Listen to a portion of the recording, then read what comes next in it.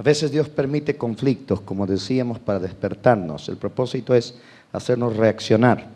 Verso 16. Jehová, en la tribulación te buscaron, derramaron oración cuando los castigaste. ¿Por qué no antes, digo yo? Esperaron al extremo, que Dios ya no, agitado, Dios ya no podía más, tuvo que sacudirlos para poder despertarlos. Como la mujer encinta cuando se acerca al alumbramiento, gime y da gritos en sus dolores, así hemos sido delante de ti, oh Jehová. Concebimos, tuvimos dolores de parto, dimos a luz viento. Embarazo psicológico, ¿no? Ninguna liberación hicimos en la tierra, ni cayeron los moradores del mundo. Esto es un reclamo, como un reclamo de parte de Dios y un reconocimiento de parte del pueblo que aprendió a vivir una vida ociosa sin dar fruto, sin compadecerse, sin estar cargado por el Espíritu, sin tener ese embarazo de Dios verdadero por su Espíritu para dar a luz aquello que es precioso para Dios, ¿verdad?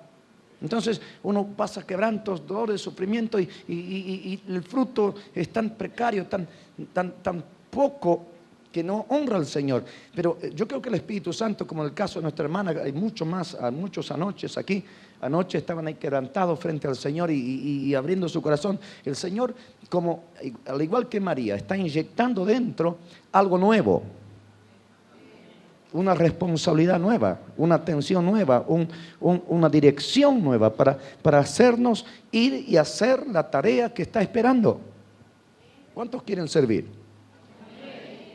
Yo creo que está en nuestro ánimo, en nuestro corazón, pero necesitamos permitir, como les dije, que el Espíritu se interiorice, que el Espíritu maneje la situación, que el Espíritu cargue los depósitos de nuestra alma con esta realidad y no podamos más, vamos a tener dolor de parto y todas estas cosas, pero vamos a dar a luz hijos. Diga, yo quiero dar hijos a la luz. Porque no es ir el Salmo 126. La primera palabra que Dios nos dio a través de un hermano, un laico en la iglesia, cuando recién salíamos a la obra con mi esposa, teníamos nosotros 25 años. Cuando nos ungieron en la iglesia y nos mandaron a la obra misionera, fuimos al extremo en Argentina, una zona inhóspita, calurosa, terrible, y tuvimos una tremenda escuela ahí, pero alguien se acercó, ni fue el pastor ni nadie en la iglesia, un hermanito ahí que nos quería y se acercó con una palabra y nos dio Salmo 126.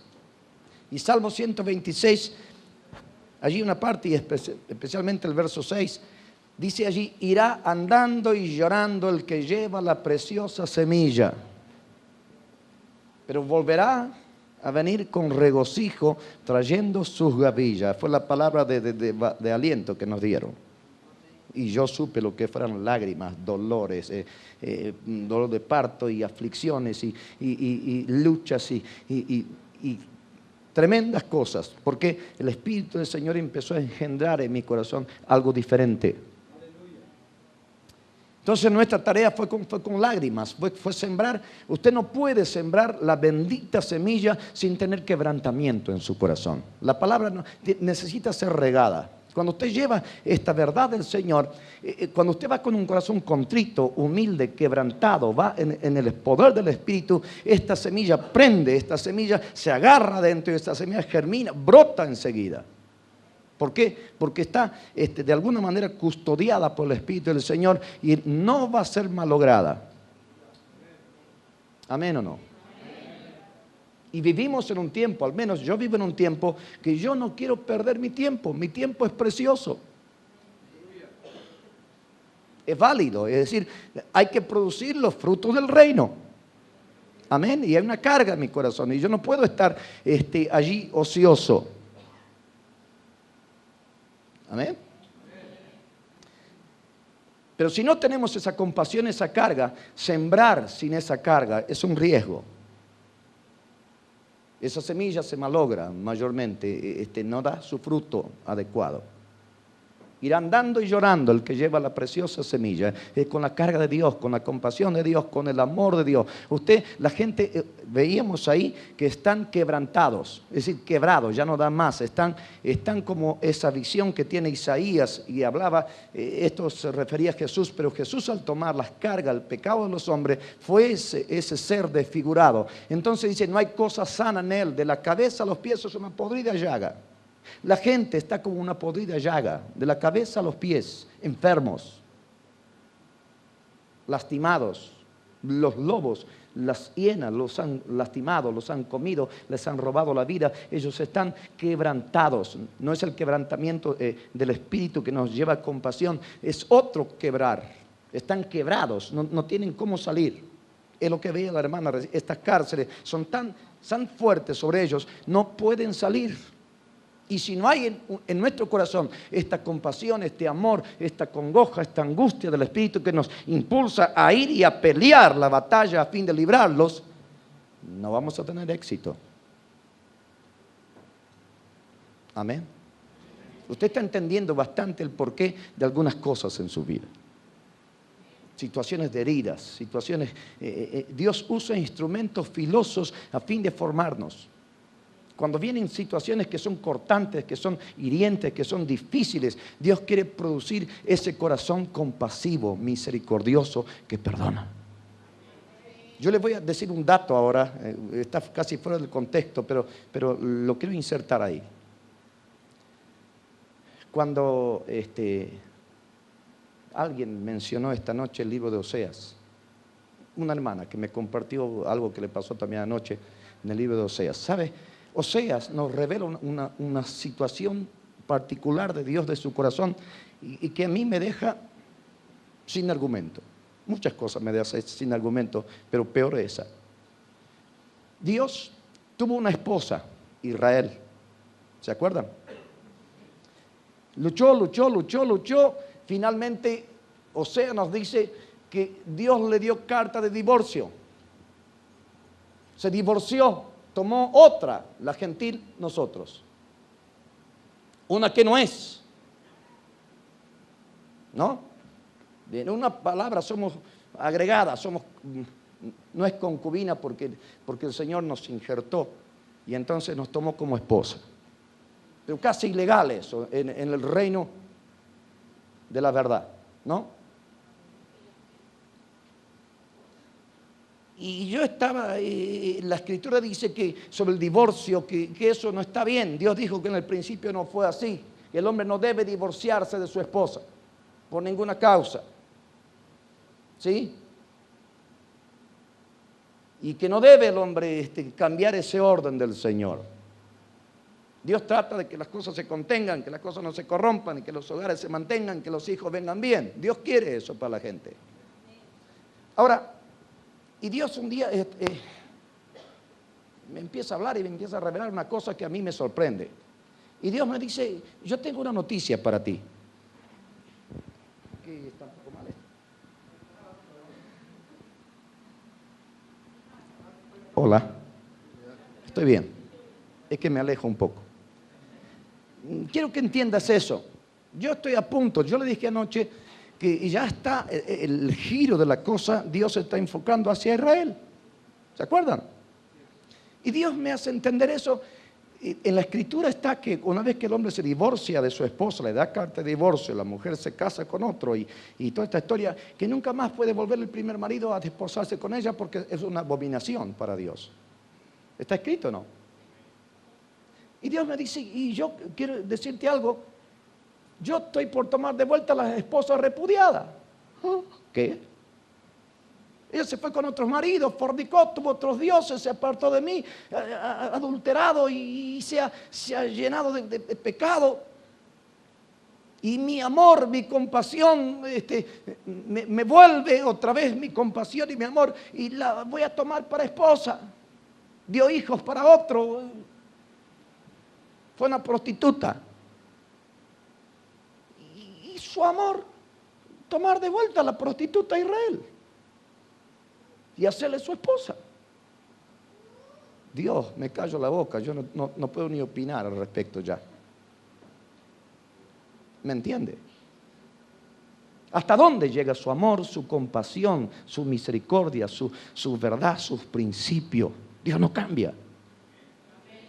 Gente cambia, generaciones cambian, gente va de acá para allá, se desvía del Señor. Le obliga a él dar una carta de divorcio ya que no lo quiere como un marido. Entonces vean cómo lo van a castigar más los otros maridos y todo lo que pasó en la historia con los judíos. ¿Sabe, no? Fue por causa de esa carta de divorcio. Pero Dios ha visto el gemido, el dolor, la esclavitud, las lágrimas, los huérfanos de allí. Y el Señor ha movido su compasión y sus entrañas se derraman. Dios ya no tolera más. Y Dios la vuelve a tomar. Y estamos en la etapa final de nuestra oportunidad de hacer rápidamente esa tarea que decía la hermana recién. Hay que hacer la tarea, hermanos. Y Dios nos da el instrumento, nos da las armas para poder ir y contender y abrir esas cárceles en el nombre del Señor. Y no podemos titubear ni estar ahí en la disyuntiva, sí, no, y eso no puede ser. Es ahora o nunca. Amén. Ha llegado la hora, el Señor está ahí, esperándonos la decisión y la entrega y permitir ser transformado. Ojalá que estos días nomás seas transformado totalmente, que no duermas mejor, toda una semana mejor. Gracias, Espíritu Santo, por no dejar dormir a mi hermana. Y si no le deja dormir toda la noche, gracias, Espíritu Santo. Ya basta de dormir, es tiempo de levantarnos. Hay mucho para hacer, no solo con esta gente, la otra gente, esta otra esposa que Dios viene a tomar, que viene muy enferma, que viene muy débil, que está muy mal, está muy contaminada, pero el Señor la va a librar, la va a limpiar. Aleluya. Aleluya. Así que, amados míos, basta de cobardía. Diga, cobardía, andate. Dígase a la cobardía que ha estado sobre usted, andate, cobardía. Vamos a ver cómo se lo dicen. El reino de los cielos no es de los cobardes. Dice, los valientes lo arrebatan. Es el valor del Espíritu del Señor. Es la vida de Jesús. Es el Espíritu Santo que le dio valor a María para concebir en su vientre y dar a luz semejante hijo. ¿No es cierto? Y es el Espíritu Santo que vendrá sobre nosotros. No es concepto humano, no es cuestión, no son cosas de los hombres, es cosa de Dios. Dios está tomando a su gente y la está involucrando con este espíritu de dar a luz algo que va a vivir por la eternidad, que no va a morir. No moriremos, sino que viviremos y vamos a contar los hechos del Señor. Aleluya. Una rema para mí cuando estaba enfermo era. Bueno, les leo alguna cosita más, ¿sí?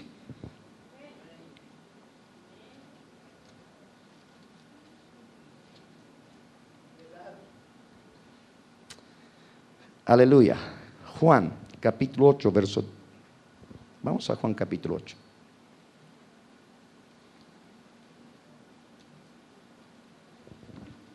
Está cerca de Éxodo por ahí.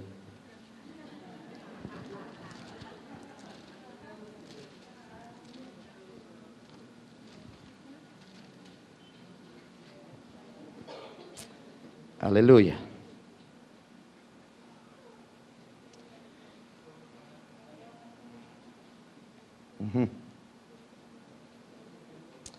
Verso 32. Y conoceréis la verdad, y la verdad os hará libres. Cristo en nosotros, la esperanza de gloria, esta vida. Conocéis la verdad de Dios empieza a ser revelada a su corazón. La verdad de su corazón, la verdad de su amor, la verdad de su naturaleza, la verdad de su propósito, la verdad de por qué el Señor lo ha traído, por qué el Señor lo ha engendrado, por qué usted es hijo de Dios. La verdad de todas estas cosas usted va a empezar a entender, le va a ser libre. Le dije el otro día que va a llegar a ser como un misil de luz, que va a salir a ser un desastre el reino del diablo. La confrontación es muy grande, pero usted va a ser una persona explosiva porque libre.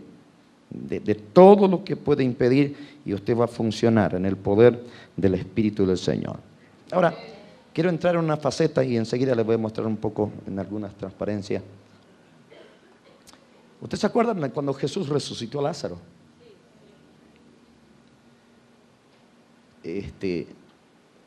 No entro en la historia por falta de tiempo, ¿no?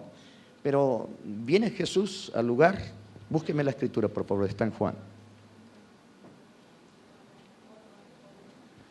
11:44, específicamente quiero llegar ahí. Dice, viene Jesús al lugar y bueno, está toda la historia, el proceso hasta que eso salió a la vida. Y Jesús hace que remuevan la piedra. El hombre tiene 4 días de muerto, estaba ya semi descompuesto, mal olor, putrefacto. Una situación, un poco el análisis de la iglesia contemporánea que vivió en ese estado, media en ese estado. No podía, pero lo dejo ahí, lo dejo picando. El asunto es que el Señor viene y da la palabra. Dijo, Lázaro, ven fuera. Yo creo que él usó esa palabra enérgicamente, no fue un consejo ni una voz. Lázaro, ven fuera. Le dio una orden que fue una orden agresiva contra la muerte. Era una orden que destruía al imperio de la muerte. Y lo mostraba en los hechos de resurrección. El hombre resucita. Dice, y el que había muerto vino a la vida, salió. Y el Señor dijo a los discípulos, desátenlo y déjenlo ir. Yo pregunto, ¿cómo salió Lázaro de la tumba?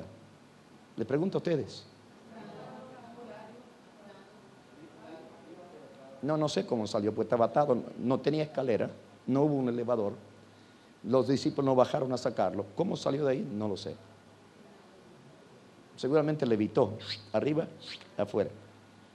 Por el poder de Dios, ¿no? Una cosa que me quedó en el tintero. ¿Cómo salió?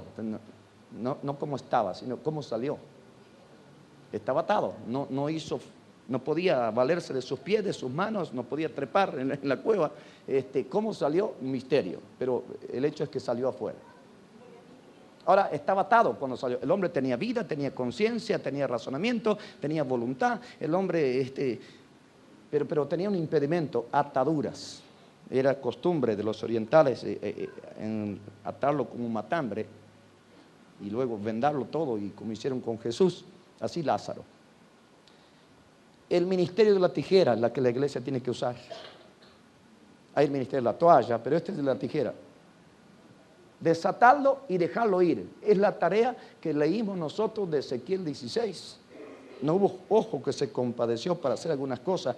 Entonces la iglesia tiene la función del ministerio de la tijera. Hay que cortar las ataduras, los compromisos, las cosas hechas, las prácticas del pasado. Una persona viene al Señor, le predicamos el evangelio, ¿no? Cree en el Señor, va su camino de muerte y de pecado. Digamos, cuando Dios dice convertíos a mí, ¿qué significa? Volveos a mí, convertíos a mí, miradme a mí. Todas esas cosas Dios está diciendo. ¿Qué dice? Entonces, ¿qué significa eso? La conversión, ¿qué significa? Y yo le hago una pregunta. ¿Cuántos caminos hay?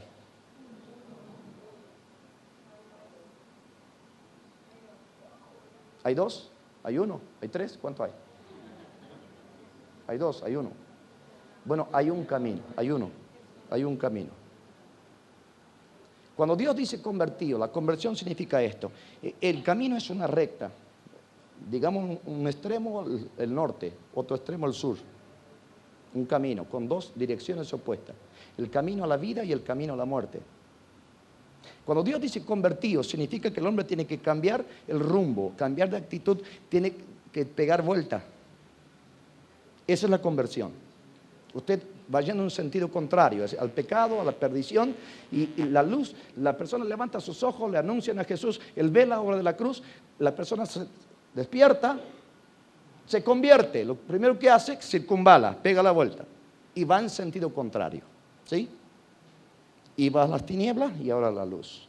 a la maldad y ahora a la justicia.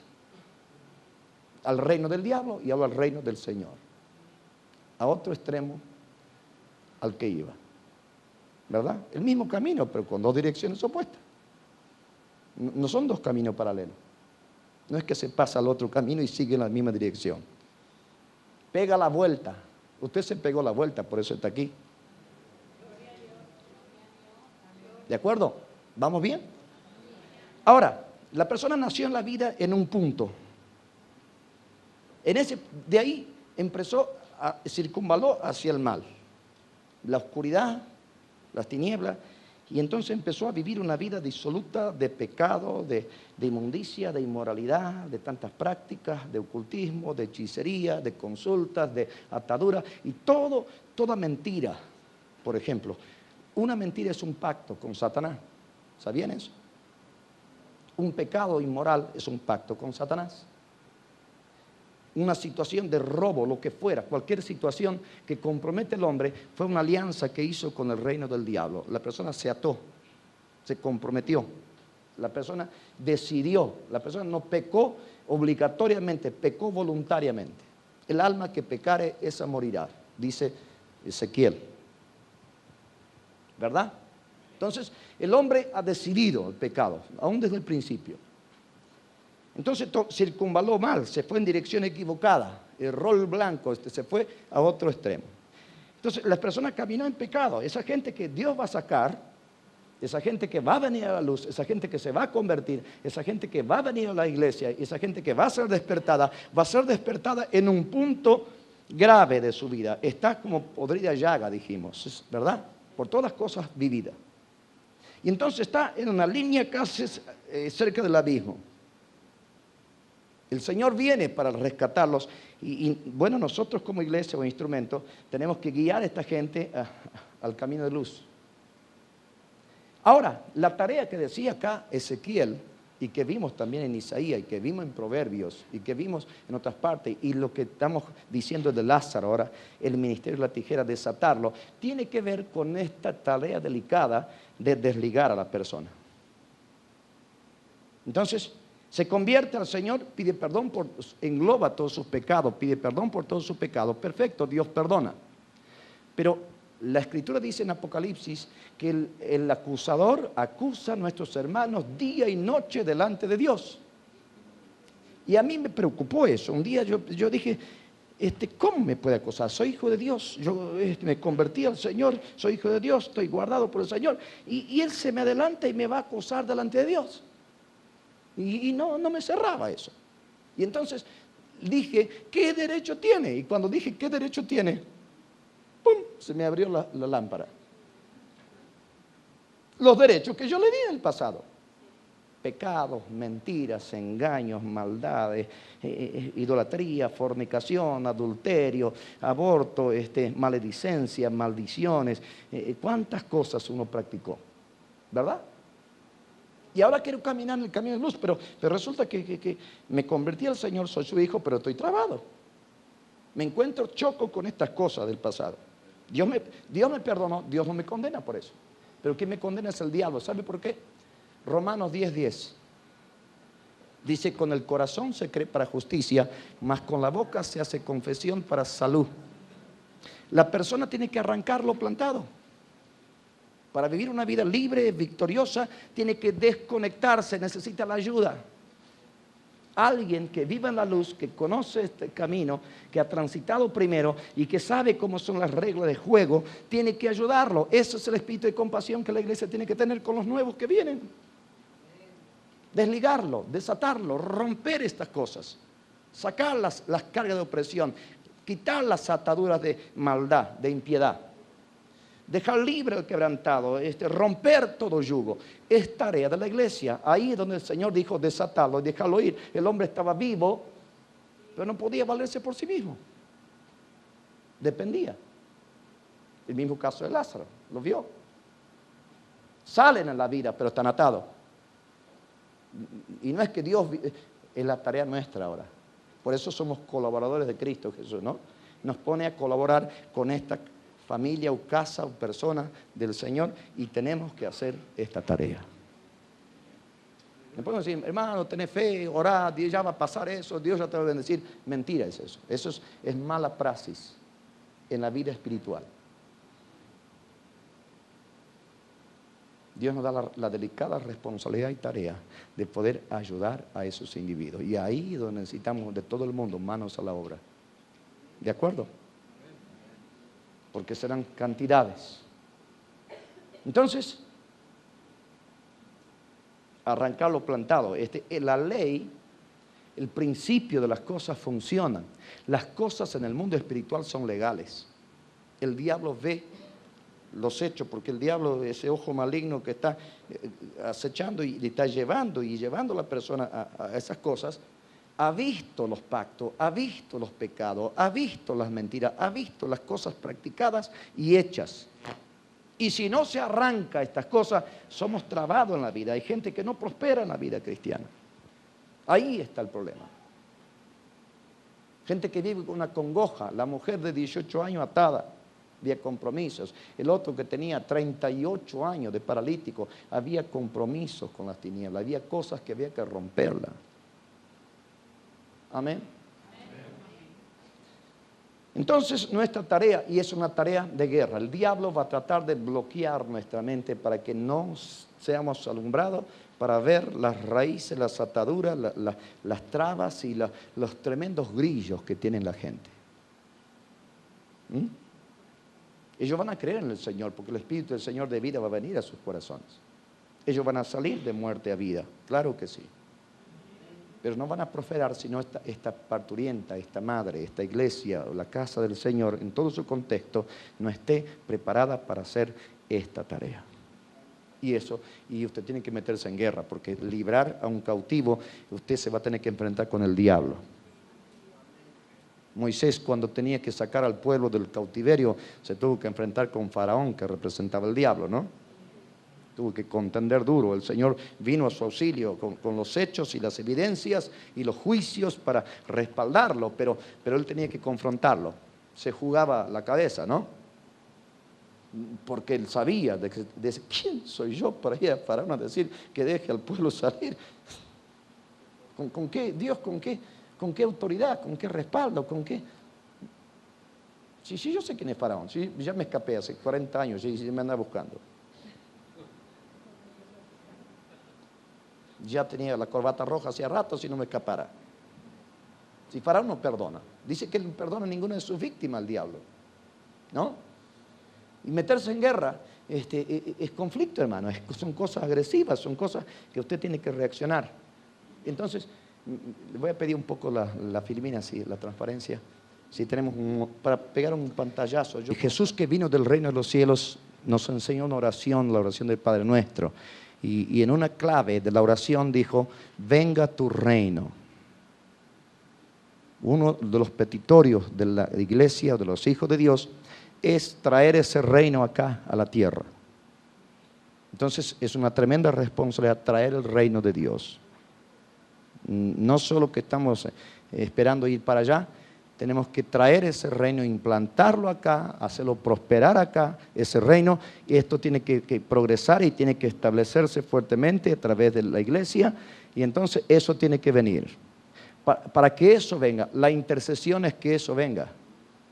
Básicamente, la intercesión tiene que ver con este nivel de prevalecer con Dios, ¿no? Pero antes para traer ese reino de Dios, usted se va a encontrar, esta línea roja que usted ve representa, más abajo fue hecha la obra en la cruz. Jesús, que vino del cielo, hizo una obra, dio su sangre. Dice que tenemos entrada a través de la sangre en la presencia de Dios.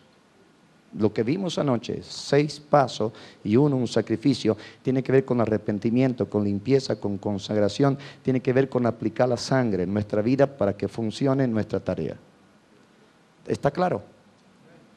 Entonces, este reino de arriba tiene que venir. El camino de entrada es por la sangre del Señor Jesús. Tenemos en Hebreos 10, verso 19, 22, creo que aparece. Ahí tenemos en Efesios 2, 13, 18, Colosenses 1, 19. y Apocalipsis 1, 9, 10, tenemos en Hebreos, y no tengo la cita ahí, Apocalipsis 7, 14, 15, Apocalipsis 12, 11, nos está enseñando cómo entrar, cuál es el camino, cuál es la manera del Señor, ¿sí? Para ir y prevalecer en la presencia de Dios. Dios ve la sangre, estamos cubiertos, somos aceptos. ¿Está bien? Cualquier persona no sujeta, no bajo la sangre, no en orden, no puede prevalecer, no puede entrar, porque ahí arriba es santo eso. No entra sombra de muerte, semilla de pecado, no entra malos motivos, no entra egoísmo, no entra... Hay muchas oraciones que no llegan a entrar en el nivel de intercesora.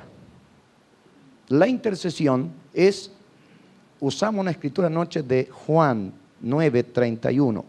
Dice, sabemos que Dios no oye a los pecadores. Anoche usamos, antenoche. Mas si alguno es temeroso de Dios y hace su voluntad, a ese oye. Entonces, ¿qué es el nivel de intercesión? El nivel de intercesión, yo tengo vecinos, amigos, parientes, familia, la ciudad, el país, depende de la carga que Dios le ponga para interceder. Entonces, sabemos que esta gente está en muerte, está en pecado, está en delito. Dios no le oye. Ellos rezan, piden, hacen invocaciones, hacen un montón de cosas raras porque están desesperados y quieren. Dios está viendo el gemido porque dice que Él miró. Dios miró, vio el gemido de los presos. Pero Dios necesita la iglesia que intervenga para poder oír. Dios, si alguno es temeroso de Dios y hace su voluntad, dijo este hombre, a ese oye. Entonces, ¿qué es la intercesión? Yo me pongo en el lugar del individuo que creo que Dios lo va a librar. Le hablo del Señor, hay compasión en mi corazón, tengo volcado todo mi enfoque a librar a esa persona y estoy librando una batalla porque está atado, está esclavo, hay custodios, hay cárceles, hay un montón de cosas que romper, ¿verdad? Pero yo tomo la carga del individuo y voy delante del Señor y el Señor a mí me oye. Yo vengo por la sangre, con arrepentimiento, con humildad, vengo en la manera que Dios estableció, no en mi justicia. Amén. Y entonces cuando entro allí, y como dijo el rey Nabucodonosor a la reina Esther, ¿qué es, reina, tu petición? Y si te dará hasta la mitad del reino. ¿Se acuerdan de esa historia? Ella tenía una petición en su corazón muy profunda. No podía librar hasta tener el corazón del rey. La intercesión tiene que ver con que usted tiene que entrar en el corazón, entender el corazón de Dios. Y una vez que usted está en esta intimidad, como decía el pastor esta noche, ahí usted va a declarar su petición. Dios la sabe de todas maneras, pero Dios lo va a escuchar. Amén. Cuando usted está ahí y le ama, pero usted tiene una carta debajo de la manga que es la necesidad de por qué no usted intercede. Pero usted no va a venir, Dios, libralo. Con Dios no es la guerra. Nosotros hacemos más guerra a Dios que al diablo. Y está mal eso. Porque vamos a Dios y le obligamos a Dios a hacer cosas. Dios sabe lo que tiene que hacer. Dios me quiere a mí como colaborador y que entienda yo sus pensamientos y Dios va a actuar. Cuando usted se planta a pelear, es enérgicamente con el diablo. Con Dios no. Con Dios es humildad, reconocimiento, quebrantamiento, entrar por la puerta, bien por abajo, por la cruz. Y ahí va a prevalecer. Amén. Porque yo escucho a gente tratar a Dios como lo tratan al diablo. Usan el mismo tono de voz, el mismo nivel, medio agresivo con Dios. Con Dios no, por favor, baje, humíllese. Escóndase en el Señor. Y va a prevalecer entrando bien por abajo. ¿Les dije mucho o no?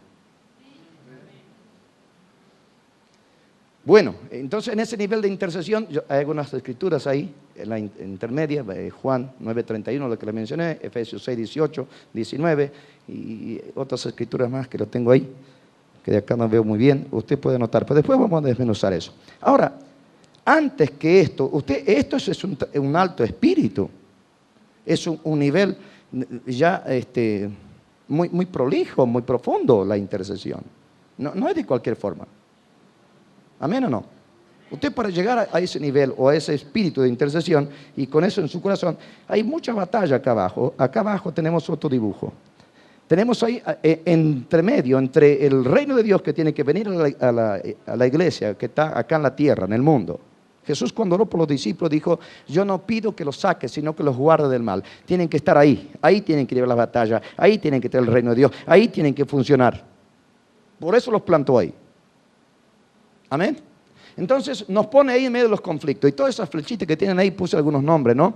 Tenemos batallas fuertes. Estas flechas están dirigidas desde esos sectores del gobierno de la nación, con todos sus ministerios, por ejemplo, desde otro lugar donde manejan las cosas, que es una logia masónica, y detrás de eso están todas las religiones, las sectas y todos los cultos satánicos, y aún este que reprendimos esta noche está controlado por ese centro.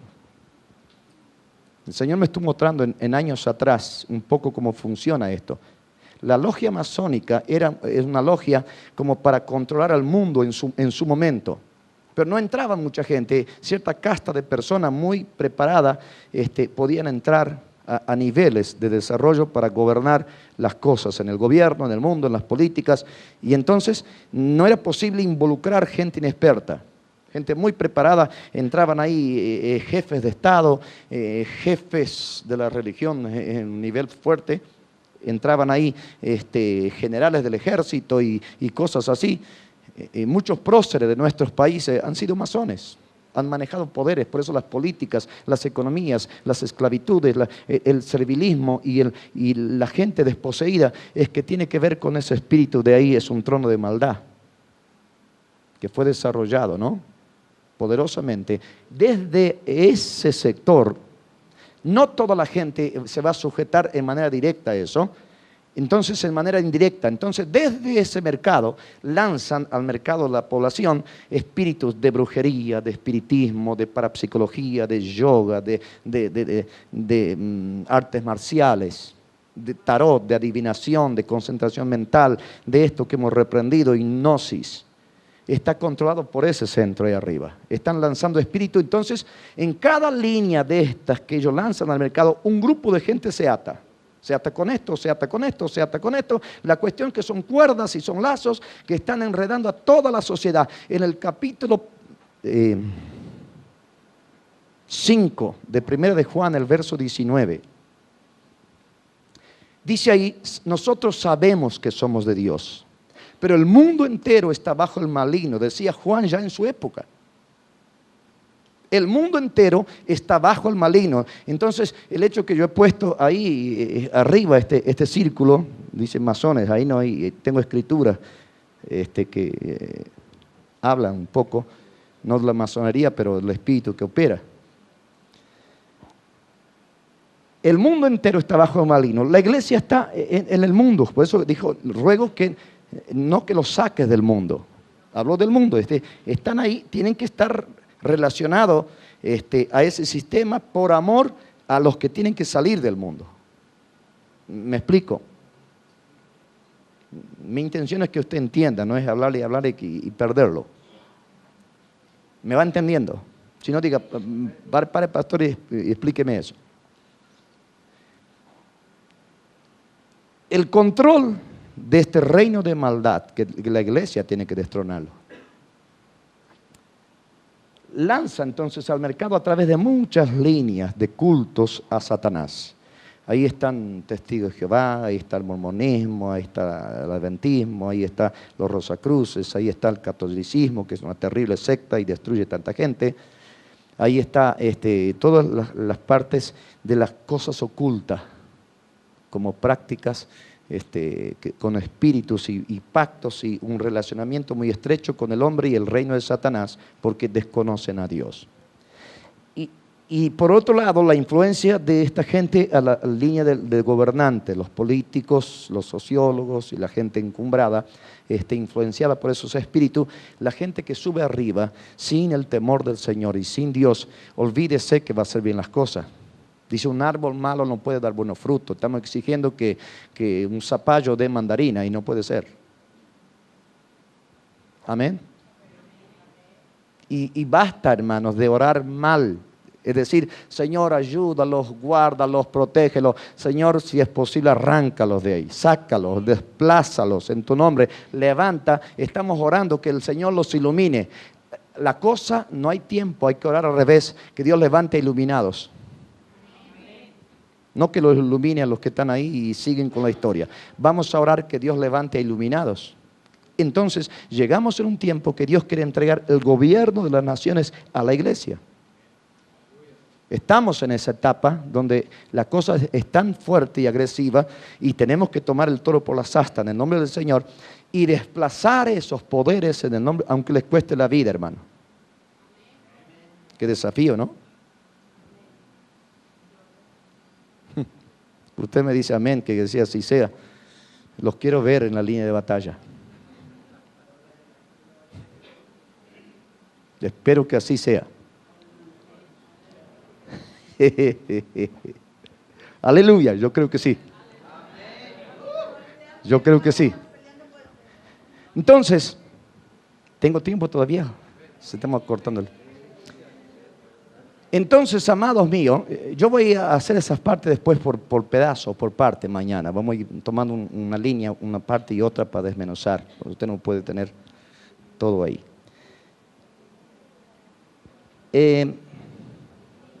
Esto es guerra espiritual. Este tramo, la iglesia, acá, ¿sí? Queremos ir a Dios, queremos traer ese reino acá.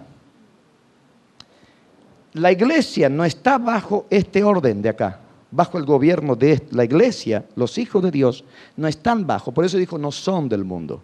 Cuando el Señor dijo no son del mundo, su alimentación, su vida, su desarrollo, esto lo conflictúa, pero lo lleva acá. La iglesia toma su posición y ahí en Efesios vamos a encontrar, y yo creo que tengo alguna escritura, en Efesios dice que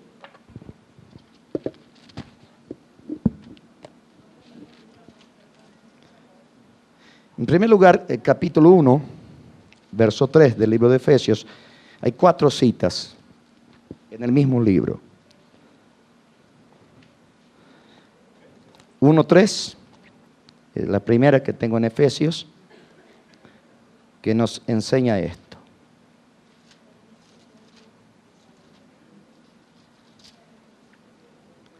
Bendito el Dios y Padre de nuestro Señor Jesucristo, que nos bendijo con toda bendición espiritual en los lugares celestiales. ¿Dónde está su bendición? Está encima de eso ahí, es donde Cristo está. Él nos bendijo con toda bendición espiritual en los lugares celestiales. Usted tiene que empezar a moverse para recibir lo que es suyo. Usted tiene que tomarlo. Es la tierra de las promesas de Dios que usted tiene que alcanzar. Le fue dada, pero el Señor la puso ahí arriba, no ahí en medio del chiquero. Con perdón de la frase, pero así es. El mundo es un chiquero. Entonces, estas cosas de Dios, el Señor en Cristo Jesús nos colocó arriba. Y como nosotros no somos gente muerta y que está atada por esos espíritus, nosotros vamos a donde están los tesoros del Señor, arriba de eso. Y si tenemos que tener confrontación, la vamos a tener, pero vamos a ir por nuestro pan. No comemos cosa muerta, somos águila, ¿o no? Y el águila, una particularidad suya es que no come carroña. Va a buscar la presa viva y se remonta bien arriba y le visualiza y va derecho a la presa. Tiene varias particularidades, pero una de ellas es esa. Entonces, el Señor nos ha dado alas y la naturaleza del águila. Que les digo que no es un animal carroñero, Elige su presa para comer, no come cualquier cosa. Esa es una de sus particularidades. No come cualquier cosa. Un hijo de Dios no come cualquier cosa. Es exquisito. Diga, soy exquisito.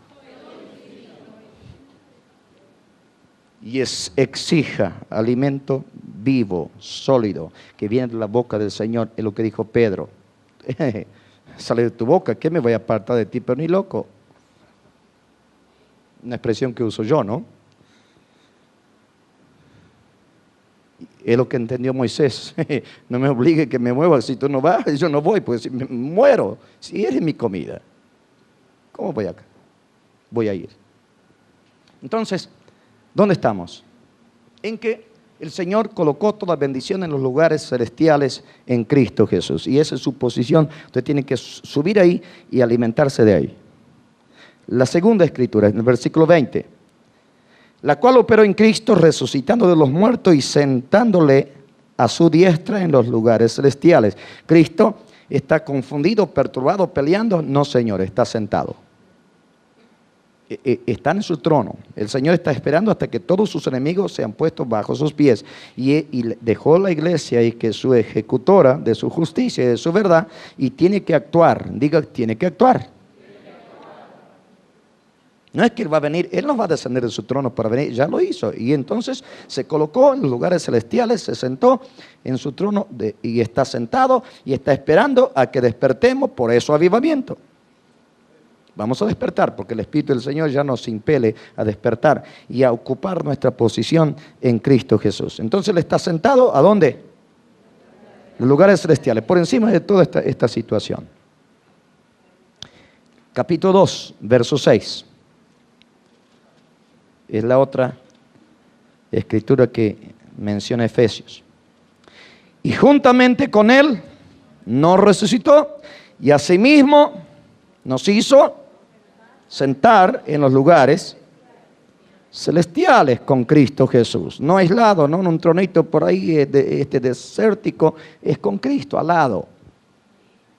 Asimismo nos resucitó con Él. Dice que nos colocó la bendición en los lugares celestiales, no en el chiquero. ¿Está claro eso? Así que el pez vivo nada en contra de la corriente, no a favor. En los lugares celestiales, esa es su posición. Cristo está sentado ahí. Y más, dice Pablo, avanza en el progreso de nuestra posición en Cristo. Dice, y también nos sentó con Él. De manera que cuando aprendemos a ocupar nuestra ubicación y posición en Cristo Jesús, nosotros no mendigamos, no pedimos permiso, nosotros no hacemos las cosas como ordenamos. Esa es la posición. Dije el otro día, el Señor nunca oró por los enfermos, ¿se acuerdan? Hizo más que eso, los sanó. Porque tomó de su posición, dio la palabra de autoridad, las cosas pasaron. Y el Señor nos ordenó no orar por los enfermos, sanarlos. Que es diferente, ¿no? Si cuando trate con un enfermo, vayan en el nombre del Señor. Usted está colocado con Cristo en una posición en los lugares arriba y usted no tiene nada que ver con pedir permiso a los demonios ni nada. Usted va y le declara la palabra, levántate. Lo que hizo Pedro y Juan en la puerta de la hermosa, ¿se acuerdan? En el nombre de Jesucristo, levántate y camina, vamos. Señor, por favor, sánalo, ayúdalo, y lo abraza y lo besa. Nada que ver. No son sentimientos humanos, no es una cosa sentimental, es una cosa espiritual. Es la autoridad del Señor que tiene que funcionar. Deja las muletas, arriba, vamos. Eso fue lo que hizo Pedro y Juan. ¿Por qué? Porque ellos se colocaron, se posicionaron en la posición que Cristo les dio, sentado arriba en los lugares celestiales con Cristo. Desde ahí veían las cosas y desde ahí veían lo que Dios quería hacer. Ellos no iban a hacer las cosas porque todas las cosas tenían que ser así. El Señor les marcaba. El Señor les marcó sanar a ese enfermo y lo sanaron, efectivamente. ¿Amén o no? Porque Dios tiene una voluntad, no es que usted va a salir y va a sanar a todo el mundo, tampoco usted se va a frustrar, porque no es así. Pero el Señor le va a dar el momento, la persona, la circunstancia, la forma de actuar, y usted va a actuar en su nombre y representación y las cosas tienen que pasar. Diga, las cosas tienen que pasar. Cuando Dios me sana de una enfermedad grave, que estaba yo internado en el hospital, bastante mal, vino el poder de vida, de resurrección, vino el poder de sanidad. Y mi cuerpo fue conmovido y yo estaba ahí bajo esta presencia del Señor que liberaba. Me inyectó una fe adentro. Yo en ese mismo instante, así en pijama como estaba y con los sueros que estaba y medicado como estaba podía salir por toda la sala y orar por todos los enfermos y todos se sanaban. Yo sabía que todos se sanaban, pero el Señor me marcó uno ese día. Yo me tuve que limitar, tenía unas ganas de salir y gritar por los corredores de la sala. Ahí, en la sala donde estaba, hice un escándalo. Grité, proclamé, profeticé, declaré, le hice guerra al diablo, vinieron las enfermeras, los médicos, todo el mundo corrió, los hermanos que estaban, mi familia se asustaron, había un pastor que casi sale disparado por la puerta porque se asustó, y el pastor se manifestó. Pero el Espíritu Santo. Y yo estaba tomando revancha contra ese enemigo que me tuvo 6 meses tirado. Y en ese instante entró un hombre de la misma situación que estaba yo, grave, el hombre pálido, gimiendo, hinchado, ahí para ser tratado. Y el Señor me dijo, levantá y ora y andá y poner las manos y sanalo, yo lo sano ahora. Y yo salí con todos mis instrumentos ahí del lugar donde estaba y me arrastré hacia el hombre y estaba la enfermera trabajando. ¿Crees que Jesús te sana? No entendía nada, me dijo, sí. Estaba mal. No le prediqué, ni le dije nada, ni lo bendije. En el nombre de Jesús estás sano de tu enfermedad. Brum, a los 10 minutos el hombre se durmió, hacía 3 días que no dormía, se durmió, roncó toda la noche, yo lo envidiaba, yo seguía con los dolores todavía. A las 9:15 de la noche se concreta la sanidad. A mí pasó una cosa impresionante pero fue un día especial.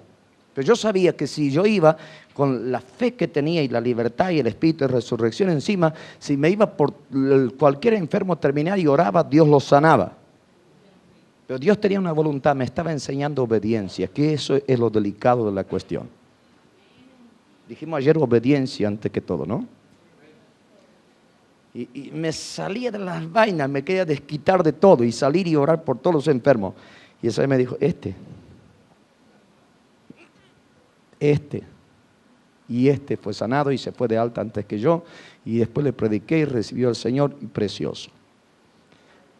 Entonces sí funciona cuando tomamos la ubicación en Cristo Jesús en los lugares celestiales. Quedamos en Efesios, ¿qué?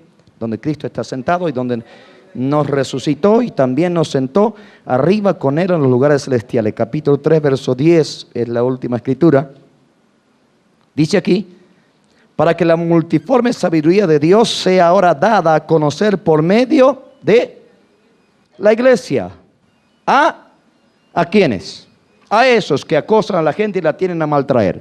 Que ahora, a través de la iglesia, desde la posición que tiene en Cristo Jesús, sea dada a conocer a esos principados y potestades en los lugares celestiales. Usted no está peleando con cositas bajas. Usted se levanta y va a donde está la cabeza de la serpiente y usted lo pega ahí. Esa es la batalla, esa es la guerra.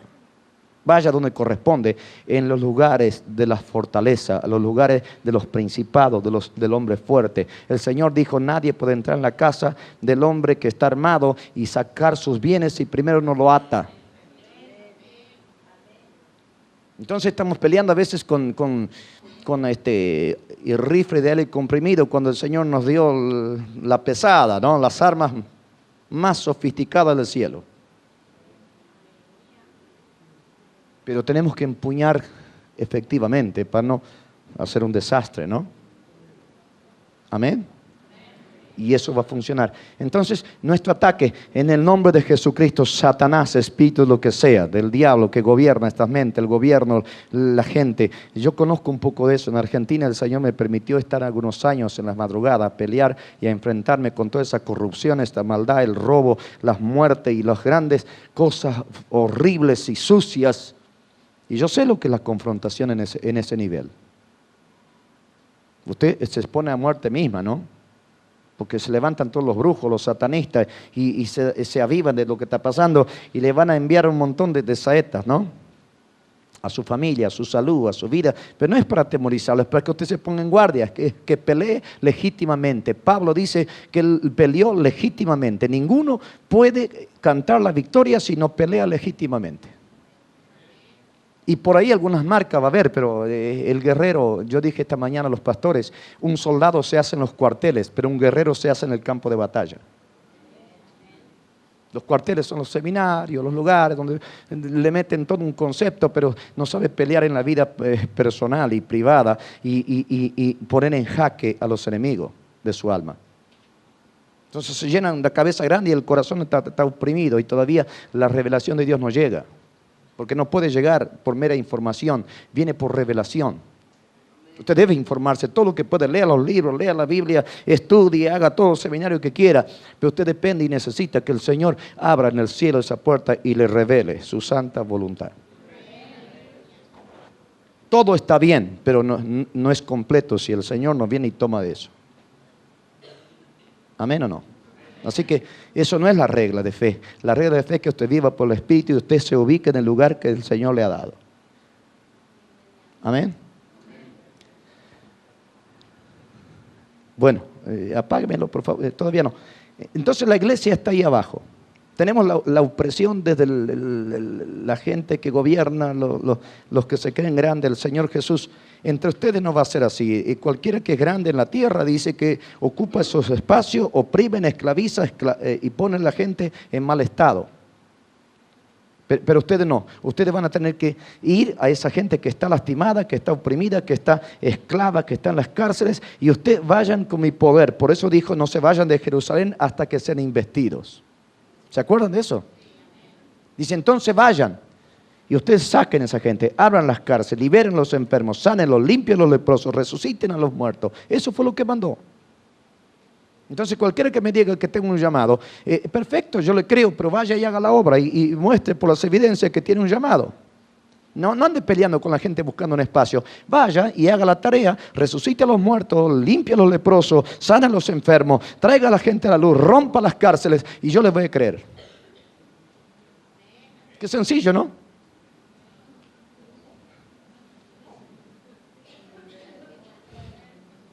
Amén, se termina toda la teología. Oh, yo tengo acá una revelación de acá. Bueno, ¿y dónde están las evidencias? ¿Dónde están los frutos? El árbol se conoce por fruto, ¿o no? Se termina la historia. Bueno, ahí está. Un pastor en Argentina, acá no. Pues somos especiales allá, ¿no? Todos los líos te vas a encontrar allá. Me decía, él quería venir a predicar a mi iglesia y la verdad, lo que tenía que aportar, me daba no sé qué decir que venga. Y entonces me andaba atrás y me dice, tengo un mensaje que dar y quema en mi corazón, es como un hormiguero, yo no aguanto más, tengo que darlo y tengo que darlo. Claro, me estaba escorchando para que yo diga, venía a predicar a mi iglesia. Y yo sentía que no tenía que invitarlo por ahora. Entonces lo postergué y él me venía y me insistía, tengo un mensaje. Y un día me paro y le digo, ya me fastidió como Pablo, ¿se acuerda con la día? Digo, pastor, hay 35 a 37 millones de argentinos en las plazas, en las cárceles, en los hospitales, por todas partes, en la vía pública. Hay tanta gente necesitada. ¿Qué me decía a mí? Anda y predicáselo. Si tenés un mensaje y Dios te ha dado, deja de perder tiempo, anda a servir al Señor. Larga tu mensaje. No me lo digas. Nunca más me dio el mensaje. Digo, ahí está el campo de tarea, funciona, anda. ¿Quién te impide? Digo, ¿por qué me lo decía a mí? Larga tu mensaje. Si Dios te ha dado y tenés un mensaje que quema, no te incineres, largalo el mensaje.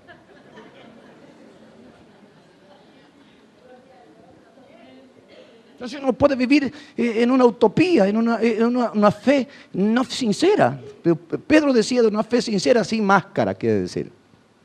Con las evidencias del Señor de que realmente estamos ahí para hacer la tarea. Hagamos con sencillez, pero con eficacia. Y usted, para que el reino de Dios venga y las cosas pasen, se tiene que enfrentar con todas estas situaciones. Y hay gente que violín en bolsa y se van para la casa. Pelee legítimamente, no tenga temor, hermano. El Señor no nos dio espíritu sino de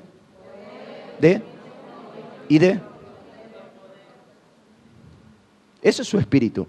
Y entonces usted honra a Dios cuando le da soltura a su espíritu, usted hace lo que el Espíritu del Señor dice en la iglesia. Amén.